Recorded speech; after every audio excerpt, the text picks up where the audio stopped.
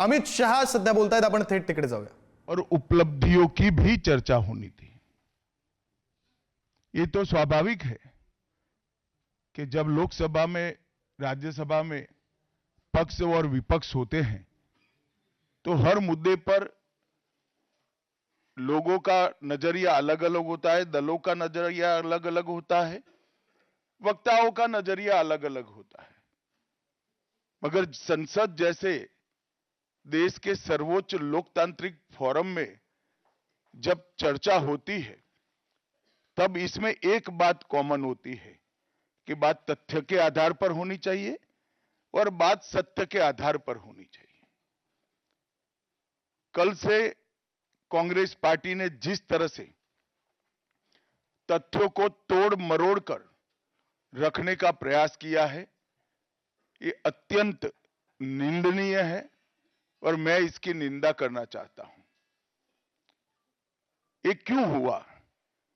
क्योंकि भारतीय जनता पार्टी के वक्ताओं ने संविधान पर, संविधान की रचना के मूल्यों पर, और जब जब कांग्रेस या भारतीय जनता पार्टी का शासन रहा तब शासन ने संविधान के मूल्यों का किस तरह से मूल्यांकन किया, संरक्षण किया और संवर्धन किया, इस पर फैक्ट के साथ भारतीय जनता पार्टी के वक्ताओं ने अनेक उदाहरणों के साथ जनता के सामने विषय रखे और उसमें वो तय हो गया कि कांग्रेस पार्टी आंबेडकर जी विरोधी पार्टी है, कांग्रेस पार्टी आरक्षण विरोधी पार्टी है, कांग्रेस पार्टी संविधान विरोधी पार्टी है, कांग्रेस पार्टी ने सावरकर जी का भी अपमान किया, कांग्रेस पार्टी ने आपातकाल डालकर संविधान के सारे मूल्यों की धज्जियां उड़ा दी, नारी सम्मान को भी सालों तक दरकिनार किया, न्यायपालिका का हमेशा अपमान किया, सेना के शहीदों का अपमान किया और भारत की भूमि तक को संविधान तोड़कर विदेशी देशों को देने की हिमाकत कांग्रेस पार्टी के शासन में हुई. जब ये पूरा सत्य उजागर हो गया तब कल से कांग्रेस पार्टी ने फिर एक बार अपनी पुरानी पद्धति को आजमाते हुए बातों को तोड़ मरोड़ कर और सत्य को असत्य के कपड़े पहनाकर समाज में भ्रांति फैलाने का एक कुत्सित प्रयास किया है. संसद में जब चर्चा हो रही थी, ये सिद्ध हो गया कि बाबा साहेब आंबेडकर का कांग्रेस ने किस तरह से पुरजोश विरोध किया था. बाबा साहब के न रहने के बाद भी किस प्रकार से कांग्रेस ने बाबा साहब को हाशिए पर ढकेलने का प्रयास किया. जब संविधान सभा अपना काम कर चुकी, चुनाव हुआ 1951-52 में और 54 में, दोनों बार कांग्रेस ने बाबा साहब को हराने के लिए कोई कसर नहीं छोड़ी. यहां तक कि फ्रेंडली चुनाव होता है, स्पिरिट वाला चुनाव होता है, ऐसा चुनाव भी नहीं था. विशेष प्रयास किया गया और वो उनकी हार को सुनिश्चित किया गया. जहां तक भारत रत्न देने का सवाल है, कांग्रेस के नेताओं ने कई बार खुद ही अपने आप को भारत रत्न दिए हैं. 55 में नेहरू जी ने खुद को भारत रत्न दे दिया, 71 में इंदिरा जी ने खुद को भारत रत्न दे दिया और 1990 में बाबा साहब को भारत रत्न तब मिला जब कांग्रेस पार्टी सत्ता में नहीं रही और भारतीय जनता पार्टी के समर्थन वाली सरकार थी. 1990 तक कांग्रेस पार्टी बाबा साहब को भारत रत्न न मिले इसका बड़े जतन से प्रयास करती रही, यहां तक कि बाबा साहब की जयंती को भी, 100वीं जयंती को भी मनाने का मना ही कर दिया गया. नेहरू जी की आंबेडकर जी के प्रति नफरत जग जाहिर है. नेहरू जी की खुद की किताब selected works of Jawaharlal Nehru second series volume 16 इसके भाग 2 की पृष्ठ संख्या 532 पर एक पत्र का उल्लेख है, जब बीसी राव ने नेहरू जी को पत्र लिखकर कहा कि अंबेडकर जी मंत्रिमंडल से इस्तीफा देकर जाने का मन बना रहे हैं, तब नेहरू जी का ये जवाब था, अंबेडकर के जाने से मंत्रिमंडल में कोई फर्क नहीं पड़ने वाला है। अंबेडकर जी के महान योगदान का मूल्यांकन जवाहरलाल जी किस तरह से करते थे, इससे बड़ा कोई उदाहरण नहीं हो सकता। जब पंडित जी की एक और किताब को पढ़ते हैं, लेटर टू चीफ मिनिस्टर में एक उल्लेख है, बंबई के मेयर ने एक पत्र में बाबा साहब के अंबेडकर के जन्मस्थान महू में उनका स्मारक बनाना चाहिए, ऐसा सुझाव दिया। 18 जून 1959 को पंडित जी ने कहा, सरकार के लिए स्मारक स्थापित करना बिल्कुल सामान्य बात नहीं होगी। आमतौर पर स्मारक निजी पहल से किया जाता है।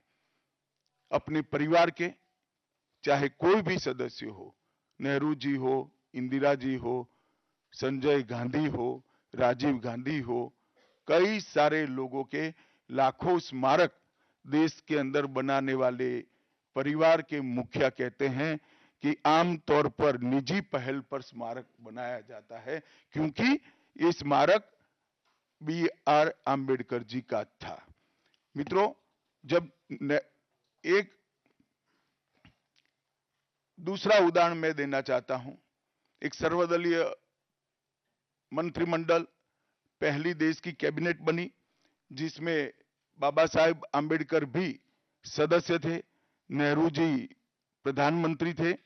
नेहरू जी की किताब selected works of Jawaharlal Nehru में एक और उल्लेख आता है, नेहरू जी के आश्वासन के बावजूद आम्बेडकर जी को कोई महत्वपूर्ण विभाग नहीं दिया गया, और ये स्पष्ट इसके अंदर उल्लेख है कि सरकार की नीतियों, विशेषकर विदेश, रक्षा और अनुसूचित जाति और जनजाति से जुड़ी हुई नीतियां और 370 के खिलाफ आम्बेडकर जी थे। जब एक और कांग्रेस पार्टी है, बाबा साहेब आम्बेडकर का कोई स्मारक जब तक कांग्रेस सत्ता में रही बड़ा नहीं बना। जहां जहां विपक्ष की सरकारें आती गई, स्मारक बनते गए। भारतीय जनता पार्टी की सरकारों ने और नरेंद्र मोदी जी की सरकार ने बाबा साहब के जीवन के संबंधित पंच तीर्थ का विकास किया।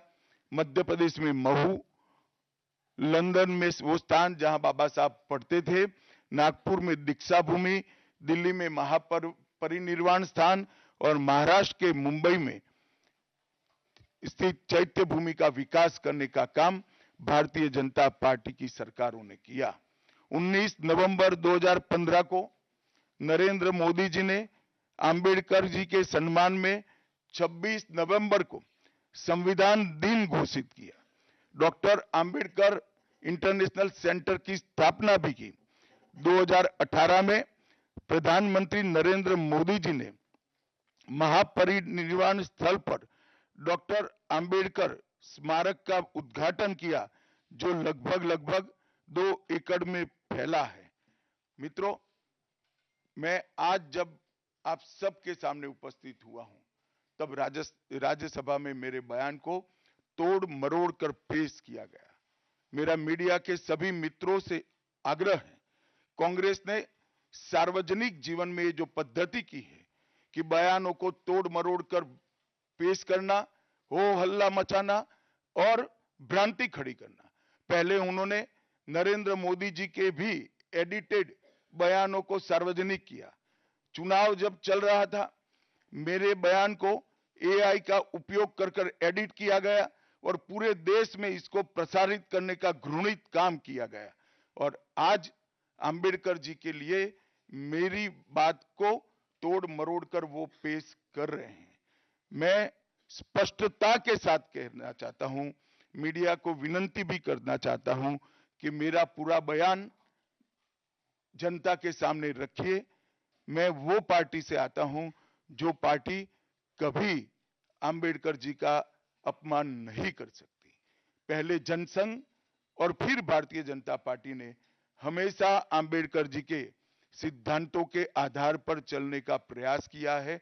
जब जब भारतीय जनता पार्टी शासन में रही, आंबेडकर जी के सिद्धांतों का हमने प्रचार किया है, प्रसार किया है। आरक्षण को और मजबूत करने का काम भारतीय जनता पार्टी ने किया है। इन्होंने जिस प्रकार से आरक्षण को भी विरोध किया, वो भी हम सब जानते हैं। पिछड़ा वर्ग आयोग, काका साहेब कालेलकर आयोग 53 में बना, 55 में रिपोर्ट आई, आज तक वो रिपोर्ट को लागू नहीं किया गया। 31 दिसंबर 1980 को मंडल आयोग मंडल आयोग की रिपोर्ट आई। 80 में इंदिरा जी ने मंडल आयोग को ठंडे बस्ते में डाल दिया। 90 में जब गैर कांग्रेसी सरकार आई, तब मंडल आयोग की रिपोर्ट लागू हुई। उस वक्त राजीव गांधी विपक्ष के नेता थे और जब मंडल आयोग की रिपोर्ट लागू हुई, प्रस्ताव संसद में आया, राजीव जी ने अपने जीवन का सबसे लंबा भाषण ओबीसी के आरक्षण का विरोध करने के लिए किया। आज मैं फिर से एक बार आग्रह के साथ मीडिया को बताना चाहता हूं, सच्चाई को जनता तक पहुंचाना चाहिए। मेरी पूरी बात बहुत स्पष्टता के साथ, कोई कंफ्यूजन के बगैर राज्यसभा के रिकॉर्ड पर है। आज भारतीय जनता पार्टी के सैकड़ों कार्यकर्ताओं ने ट्वीट कर भी इस सत्य को लोगों के बीच में पहुंचाया है।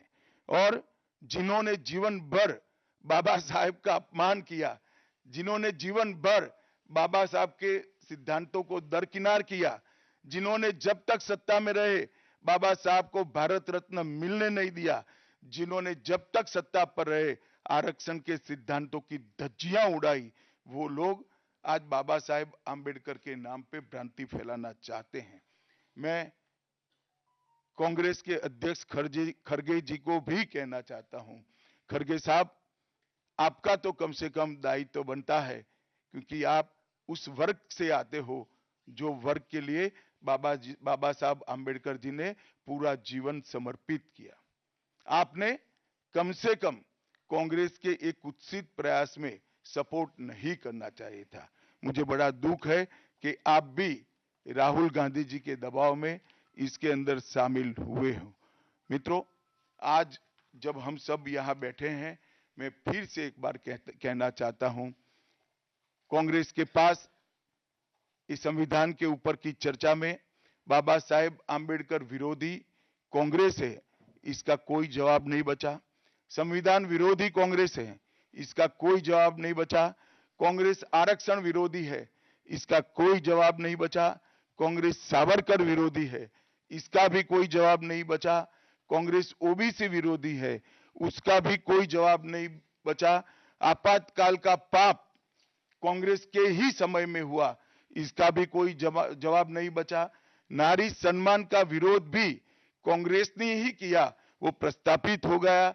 न्यायपालिका का अपमान ही कांग्रेस ने ही किया, वो भी प्रस्तापित हो गया। भारत की भूमि को भी संविधान को दरकिनार कर विदेश को सौंपने का पाप भी कांग्रेस ने ही किया, ये भी प्रस्तापित हो गया। तब फिर से एक बार चिर परिचित अपनी पुरानी नीति पर कांग्रेस आई है और उन्होंने मेरे बयान को तोड़ मरोड़ कर आधा ही दिखाकर जनता के सामने रखना और भ्रांति फैलाने का प्रयास किया है। कृपया मेरा पूरा बयान आप सभी लोग जनता तक पहुंचाइए, तो दूध का दूध और पानी का पानी हो जाएगा।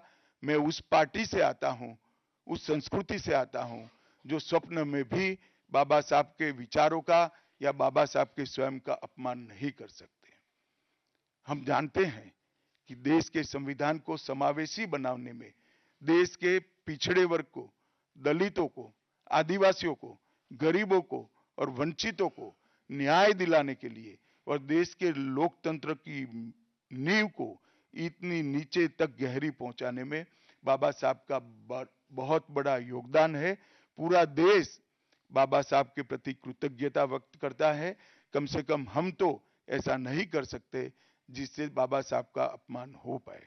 और मैं फिर से एक बार कांग्रेस के ये कुत्सित प्रयासों की घोर निंदा करता हूं और जो संविधान पर दोनों सदनों में चर्चा हुई, कम से कम भारतीय जनता पार्टी की ओर से चर्चा का स्तर मेंटेन करने का पूरा प्रयास किया गया था, विषय पर बोलने का आग्रह किया गया था और तथ्य के साथ बोलने का आग्रह भी हमारे सारे वक्ताओं ने किया था। वो सारे प्रयास पर कांग्रेस ने पानी फिरा है और मैं मानता हूं कि देश की जनता इसके इस प्रयास को भी जानती है, उनकी मानसिकता को भी जानती है और उनकी कार्य संस्कृति को भी जानती है। धन्यवाद। रविंदर जी।